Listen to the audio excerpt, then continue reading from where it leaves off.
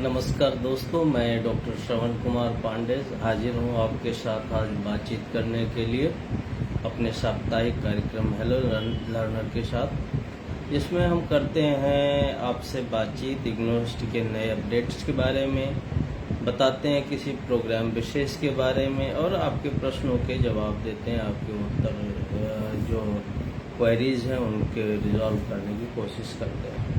तो चलिए ये प्रोग्राम शुरू करते हैं। और आज के जो विश्वविद्यालय के अपडेट्स हैं, दो महत्वपूर्ण अपडेट्स हैं। एक तो बहुत से बच्चों के प्रश्न आ रहे हैं कि असाइनमेंट जमा करने की जो डेट 31 मार्च थी उसका क्या स्टेटस है। तो आप सभी को बता दें कि आपकी परेशानियों को देखते हुए विश्वविद्यालय ने अपने अध्ययन केंद्र पर असाइनमेंट जमा करने की तिथि को आगे बढ़ा दिया है। 22 अप्रैल तक अब अपने अध्ययन केंद्रों पे आप अपने असाइनमेंट जमा कर सकते हैं। दूसरा है कि जो परीक्षा फॉर्म आप भर रहे थे, परीक्षा फॉर्म भरने की तिथि भी आगे बढ़ा दी गई है और अब आप जो परीक्षा फॉर्म है वो 22 अप्रैल तक बिना किसी शुल्क के जमा कर पाएंगे, परीक्षा फॉर्म भर पाएंगे। और इस तरह से आप ये दोनों अपडेट्स अपने लिए रखें। साथ ही साथ जो एग्ज़ाम फॉर्म 22 अप्रैल के बाद जो आपको छूट मिलेगी उसमें आपको लेट फी के साथ भर पाएंगे। एडमिशन और री रजिस्ट्रेशन की अंतिम तिथि आज ही है। जिन विद्यार्थियों ने प्रवेश में अभी तक प्रवेश नहीं ले पाए हैं वो अभी इसमें कार्यक्रम में प्रवेश ले सकते हैं और अपने को री रजिस्टर कर सकते हैं। यानी सेकेंड ईयर थर्ड ईयर में आप री रजिस्ट्रेशन की प्रक्रिया को पूरी कर सकते हैं। तो ये कुछ अपडेट्स थे जो हम आपसे साझा कर रहे थे। साथ ही साथ आपको ये भी बताना है कि आप अपने पढ़ाई लिखाई के जो तौर तरीके हैं वो भी आप शुरू कर चुके होंगे। आपकी किताबें मिल गई होंगी, कुछ किताबें नहीं मिली होंगी, तो उनके बारे में भी आपको पता ही है कि वो धीरे धीरे आती हैं। और एसएलएम ट्रैकिंग करके आप अगर igno.ac.in के पेज के सर्च ऑप्शन में टाइप करते हैं तो सीधे एक लिंक पे ले जाता है जहाँ अपना एनरोलमेंट और प्रोग्राम भर के आप अपने डिस्पैच स्टेटस को जान पाएंगे अपने एसएलएम की। एक और बात बतानी थी कि आप अपने जो आपके केंद्रों पे मतलब आपके पोस्ट ऑफिस पे अपने पोस्टमैन के टच में रहिए। कई बार होता है कि पोस्टमैन जो है आपकी किताबें आ जाती हैं लेकिन किताबों का वॉल्यूम मात्रा थोड़ी ज़्यादा होती है, उनका वज़न ज़्यादा होता है, इसलिए आमतौर पे ये देखा गया है कि पोस्टमैन उन किताबों को नॉट फाउंड करके एड्रेस नॉट फाउंड करके रिटर्न कर देते हैं। तो आप सावधानी रखें, अपने पोस्टमैन के टच में रहें। यदि आपकी किताबें आ रही होंगी तो वो आपको घर पे डिलीवर हो जाएंगी। फ़ोन से आप उनसे संपर्क में रहें। मित्रों, आप सभी जानते हैं कि विकास के लिए जो डेवलपमेंट किसी कंट्री का होता है, डेवलपमेंट उसके लिए बहुत से उसे अपने इन्वायरमेंटल कंसर्न की जो भुगतान करना पड़ता है, अपने इन्वायरमेंट से समझौता करना पड़ता है विकास के तमाम प्रोजेक्ट्स में। और ऐसे में जब कोई विकासशील राष्ट्र विकास की दौड़ में आगे बढ़ने लगता है तो ऐसे में उसकी सबसे बड़ी इशू बनता है कि उसके जो इन्वायरमेंटल कंसर्न हैं उनके लिए, उनके मैनेजमेंट के लिए और सस्टेनेबिलिटी बनाए रखने के लिए उसके एक्सपर्ट की ज़रूरत होती है। मेरा कहने का आशय ये है कि भारत जैसे विकासशील राष्ट्र जो 2047 तक विकसित राष्ट्र का संकल्प लेके चल रहे हैं, जिनके विकास की दौड़ में स्पीड बहुत तेज़ है, ऐसे राष्ट्र जो है भविष्य में आने वाले समय में इन्वायरमेंटल स्पेशलिस्ट की बहुत ज़रूरत होगी और ऐसे में ऐसे इन्वायरमेंटलिस्ट को तैयार करना एक बड़ा योग होगा। इंदिरा गांधी राष्ट्रीय मुक्त विश्वविद्यालय इसके पूर्व में ही एमएससी इन्वायरमेंटल साइंस करके एक एमएससी ईवीएस प्रोग्राम चलाती थी और उस प्रोग्राम में एनवी प्रोग्राम करके चलाती थी और उस प्रोग्राम में काफ़ी अच्छा रिस्पांस रहा है। लेकिन उस प्रोग्राम की एक चूँकि साइंस का प्रोग्राम था इसलिए उसमें बहुत से ऐसे कंपोनेंट थे जिनको हमारे विद्यार्थी प्रैक्टिकल कंपोनेंट को पूरा करने में जो वर्किंग पर्सनल्स हैं उनको थोड़ा सा परेशानियाँ होती थी और इसको देखते हुए इंदिरा गांधी राष्ट्रीय मुक्त विश्वविद्यालय ने इन्वायरमेंटल कंसर्न को जानने के लिए, उनको अच्छी समझ रखने के लिए, परख रखने के लिए, लोगों को जागरूक करने के लिए, अपने आप को भी विशेषज्ञ के दौर पर स्थापित करने के लिए ऐसे वर्किंग प्रोफेशनल जो विभिन्न कंपनियों में काम कर रहे हैं, विभिन्न सरकारी एजेंसीज में काम कर रहे हैं और उनको भी इस तरह के कार्यक्रमों में अपने ज्ञान को वर्धन करना है और अपने एग्जिस्टिंग जो जॉब प्रोफाइल है उसमें वैल्यू एडिशन करना है।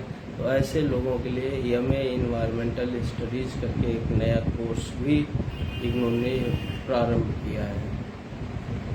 तो आज हम उसी एमए इन्वायरमेंटल स्टडीज़ की विशेष के अंतर्गत चर्चा करेंगे। चलिए इस चर्चा को शुरुआत करते हैं। नमस्कार दोस्तों, मैं डॉक्टर श्रवण कुमार पांडे, सहायक क्षेत्रीय निदेशक इग्नू रीजनल सेंटर वाराणसी, आपसे बात कर रहा हूँ आज MA environmental science environmental studies के बारे में। एमए इन्वायरमेंटल स्टडीज़ एक मास्टर ऑफ आर्ट का इग्नू का प्रोग्राम है जो आपको 2 वर्षीय कार्यक्रम इंटरडिसिप्लिनरी और ट्रांस डिसिप्लिनरी स्टडीज के स्कूल द्वारा तैयार किया जाता है और इस 2 वर्षीय कार्यक्रम को आपके समक्ष प्रस्तुत किया जाता है। जैसा कि आप सभी जानते हैं, इग्नू जो 2 वर्ष का आपको मिनिमम टाइम देता है उसकी एक मैक्सिमम वैलिडिटी भी देता है, यानी ये 4 वर्ष तक आपके एडमिशन के उपरांत 4 वर्ष तक ये कार्यक्रम वैलिड रहता है और ये एक बहुत बेहतर कार्यक्रम है जो लर्नर्स को इस तरह की एबल और इन्वायरमेंटल प्रोटेक्शन में अपना रोल प्ले करने का एक एबिलिटी प्रदान करता है। ये inter relationship between the man nature interactions के बीच के जो कंपोनेंट्स हैं कि कैसे हम आप नेचर को बचाने के लिए सहयोग कर सकते हैं या एक ऐसा सहयोग की जो नेचर है, जो प्रकृति है, वो उसका हम इस तरह का उपयोग करें कि हमारे आने वाली संतति के लिए भी वो सुरक्षित रह सके। इसके लिए एक आपको ज्ञान का अर्जन करते हैं और कैसे इस विधियों को करें उनके बारे में भी आपको ये प्रोग्राम बहुत अच्छे से बताता है। और कंटेम्पररी इशूज और चैलेंजेस जो है इन्वायरमेंट के, वर्तमान में जो हमारे पास समस्याएं हैं उन समस्याओं को भी एड्रेस करता है। जो पोल्यूशन के तमाम स्रोत हैं, जो हमारे इन्वायरमेंटल डिग्रेडेशन के स्रोत हैं, उन सबको कैसे मिनिमाइज किया जाए, कैसे अधिक से अधिक हम इको फ्रेंडली इन्वायरमेंट क्रिएट कर सकें। तो इन चीज़ों के बारे में आपको ये कार्यक्रम बहुत अच्छे से डिटेलिंग करता है। और लर्नर इंडिपेंडेंटली अप्लाई असेंबल जो आप सेफ गार्ड टेक्नोलॉजीज हैं उनके बारे में कैसे आप इन कोर्स के बारे में जानें, इन सारी बातों को भी आपको ये विस्तार से बताता है। तो चलिए हम इसकी चर्चा कर रहे हैं। और अगर आपको एडमिशन लेना है इन कार्यक्रम में इन्वायरमेंटल साइंस का, तो इस कार्यक्रम में एडमिशन के लिए आपको ignu.ac.in के जाके या ignuadmission.samarth.edu.in ये हमारा वेब एडमिशन पोर्टल का एड्रेस है। ignuadmission.samarth.edu.in यहाँ पे जाके आप सीधे अपना रजिस्ट्रेशन करके अपना एडमिशन ले सकते हैं।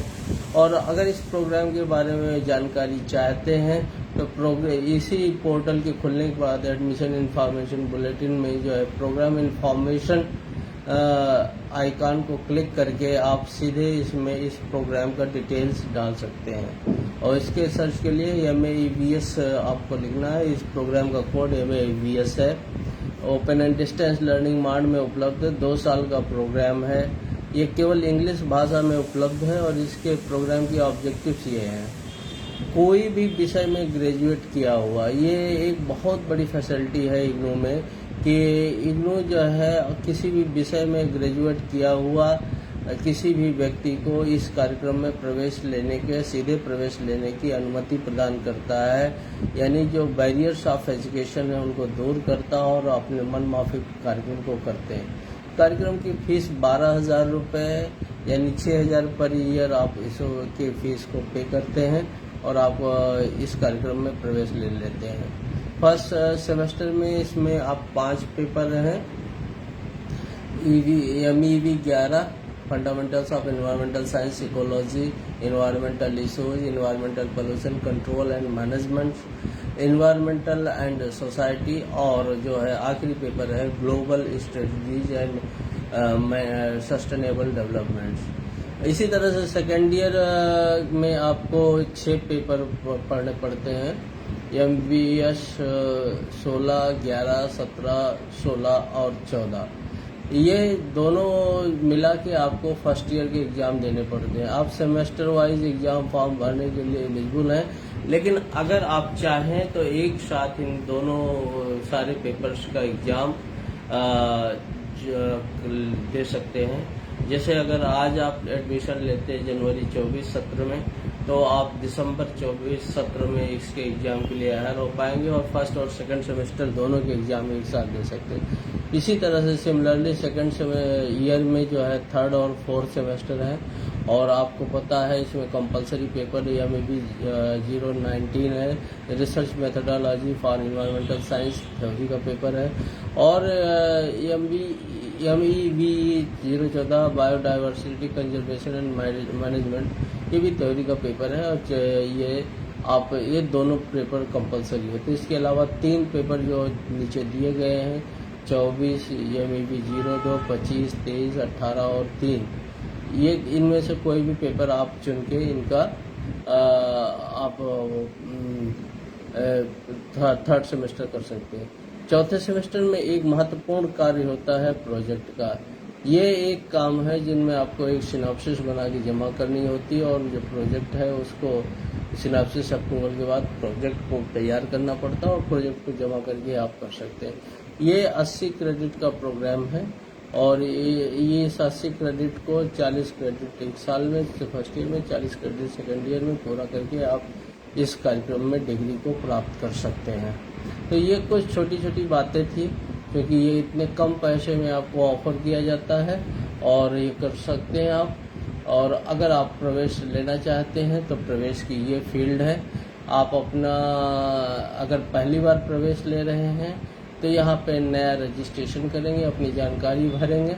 जानकारी भरने के बाद सबमिट करने के बाद आपको यूजर आईडी और पासवर्ड जनरेट हो जाएगा। यूजर आईडी और पासवर्ड यहाँ भरकर और कैप्चा को टाइप करके लॉगिन कर लेंगे, सीधे पेज पे चले जाएंगे और वहाँ पर आप इम्पोर्टेंट चीज़ें भर के अपने प्रवेश को सुनिश्चित कर सकते हैं। ये एक विधि है जिसमें आप अपने इस एनवायरमेंटल साइंस के प्रवेश को, एनवायरमेंटल स्टडीज़ के पूरी प्रक्रिया को पूर्ण कर सकते हैं। और अगर आप इस तरह के कार्यक्रमों के बारे में, इग्नू के अवेलेबल सारे कार्यक्रमों के बारे में जानना चाहें तो एडमिशन पोर्टल पर प्रोग्राम इन्फॉर्मेशन के अंदर सारे कार्यक्रम ये दिए गए हैं। आप इसको क्लिक करके ऑन ऑफर जितने भी प्रोग्राम हैं जनवरी 24 के, उनको आप देख सकते हैं। इनमें से आप नए प्रोग्राम का चयन कर सकते हैं।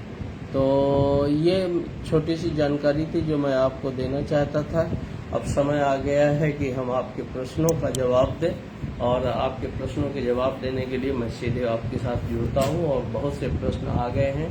अभिषेक मिश्रा जी का पहले मैं प्रश्न लिखता हूँ। सिर्फ एक सर्टिफिकेट कोर्स और मास्टर कोर्स ये मैं अभी जनवरी 24 में एडमिशन लिया हूँ, बट मुझे जून और जुलाई 24 में दूसरा सर्टिफिकेट कोर्स में एडमिशन लेना है, क्या हो सकता है? बिल्कुल हो सकता है। अभी आप एक सर्टिफिकेट कोर्स का जो मिनिमम ड्यूरेशन पूरा हो जाता है तो दूसरे सर्टिफिकेट कोर्स में आप बिल्कुल एडमिशन ले सकते हैं अभिषेक जी, इसमें कोई दिक्कत नहीं है। सर मेरा जनवरी 24 में एक ही ईमेल आईडी और फ़ोन पे 2 कोर्स में एडमिशन ले लिया और सक्सेसफुली हो भी गया है। अगर आगे जून में मैं दूसरे सर्टिफिकेट कोर्स में वही ईमेल आईडी से लेता बिल्कुल ले सकते हैं। अगले सत्र के लिए वो ईमेल आईडी और आपका पासवर्ड एक्टिव रहेगा, इसमें कहीं कोई दिक्कत नहीं होगी। अभिषेक जी, पायल एम कपूर बोल रही हैं कि in order to give one exam MVP 05 we have to submit assignment for the same subject or is it necessary to submit assignment for all the other subject of the course MSc FSQM? What is the last date? जैसा कि हमने आपको बताया कि assignment की submission की last date बढ़ गई है और हमारे विद्यार्थी ये बात ध्यान रखें कि जो आप असाइनमेंट आप जमा कर रहे हैं वो जिस पेपर का एग्ज़ाम देना है उस पेपर का एग्जाम असाइनमेंट जमा करना अनिवार्य है।